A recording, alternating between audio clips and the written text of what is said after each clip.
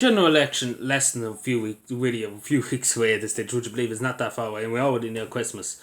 But anyway, the cost of living, I'm sure everybody would agree with me, is insane across the whole world, not just in Ireland, but in any of even the Western world, take example, it's gone up dramatically. Even just going to the grocery shop to get a can of whatever Lucozade or whatever is insane nowadays. And especially when you add up, you buy the weekly shop and you really see it. You really see it in the pocket. You really see it in the bill when you get the bill for it. And the simple reality is things have got too dear for the only working Joe, for the only working class Joe, Mary and Paddy and John. It's got too dear for them. It's generally got too dear, and it shouldn't be this dear. It generally shouldn't. But at the end of the day, as I said in my other video too, it's all about greed. I do really think it's all greed, really, that the companies want to downsize products, etc., etc. Take for example, you buy Pringles or something now, there's less Pringles in it than there is. It's all about making more profit and maximising their profits. And that's what it's all about, down to greed. But even though, too, it's the same with electricity. The electricity prices have gone through the roof. It's insane. It shouldn't be the case that it's hundreds and hundreds of euro for only working people. It's just all about greed. SSE Electricity here in Ireland has made hundreds of billions of euro. They're making more profits than they ever did. But you don't see them helping out the only Irish Joe. You don't see them doing that. And then the data setters in Dublin get off with it. It's not really fair. It's not fair on the only Joe who's working hard. And again, the only Joe is the man and the woman that's going out in the morning and working hard, paying their taxes. They're the people that's keeping this country going. It's not the people in Dáil Éireann. It's not the 1% around Dublin. It's not them. It's the only man and woman that's getting up, going to work in the shop, going to work, going to do the 9 to 5 in an office. They're the people who's keeping the country going. They're the people who's paying the most hard. They're the people who's suffering the most. And we have to try and get a hold of this, particularly the cost of living in terms of food, because it's the essential thing in life. I'm sure I would agree. If you don't have food, you won't go too far in life, basically. And we need to make it affordable, because especially if you have, and again, this is the next thing I would talk about, children particularly. Even just getting them to school, buying school books. I know, I appreciate they have free school books now, but even just getting a school bag, getting them clothes, school clothes, it's a fair lump of money. I remember when I used to go to secondary school, etc., etc., it would be 500 a year or so, and I know there's back to school allowance, etc., etc., but some people will clarify it. But it was insane. I used to have new shoes and stuff, and that, it was insane. I didn't really have to. A lot of people didn't. But again, I would always like to be presented well, etc., etc. But what I'm trying to say is, if you had a few children, along with yourself and along with a father or whatever, you add up the price of it. It's an insane price. And it's just got too much for the only Joe, and that's as simple as that. And we need to try, and particularly when, as I say, with electricity, it's all about greed, and particularly in some cases with food too. It's just all about greed. And then we see the Green Party too, wanting to get rid of farmers, etc., etc., to watch to eat snails, etc., etc. But this is the thing. Without any farmers, the price of spuds, the price of milk and stuff will go up. And that's just the thing. And that's what's happening with the Green Party. What the Green Party want to do, to be totally honest with you. But there's many more things I could say. But not even that. The price of petrol, take for example. The what to have an electric car. How in the name of God, explain to me, Eamon Ryan, of what will come. Explain to me how a young lad at 21 does only have to get and say he's done a course in a college for a year, take for example, after he's done secondary school. Explain to me now, because I know so many young people who are trying to get trying to get a car, and it's insane.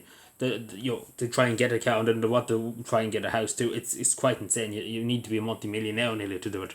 But explain to me how a young lad who gets a petrol car now by 20, 30, 60% of the petrol cars and diesel cars will be off the road. Explain to me, Roger Goodman, how a man at 21 can try and buy a car to drive around to get to work, etc., etc. Because it can't be done. It's simple as that. Put to the man, the only man who can do it. Nobody can do it. Only the 1%, the people that the champagne socialists in Dublin, in the big universities, shipping the champagne.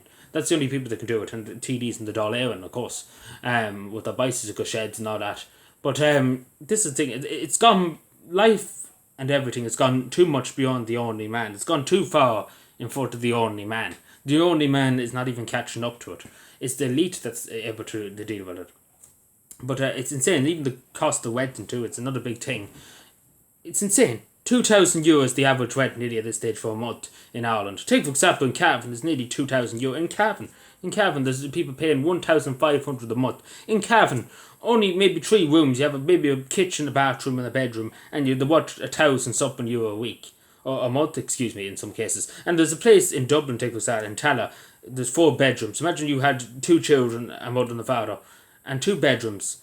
They're looking for €4,000 a month. €4,000 a month. Not you're probably saying, oh, that's not bad. Jesus Christ. You wonder why nobody's having kids when you have that, when you see that figure. €4,000 a month. So that's obviously disfavour from people having kids, etc., etc. It's insane. It's gone too much beyond it, and it's too much. And to be totally honest, and as I said before, it's all about greed. That's all it is. They could do something if they wanted to, but the fact of the matter, the politicians, the 1%, are making too much money. They don't care. They don't think about the only Joe that's left behind. As long as they're making money, the bank, the bondholders, the NGOs, etc. As long as they're making money and getting cash out of it. When they stop making money, obviously they'll be very afraid then. But they don't care about the only Joe. They don't care. Simple as that. Because they could do something if they wanted to, but they don't. They don't want to do anything.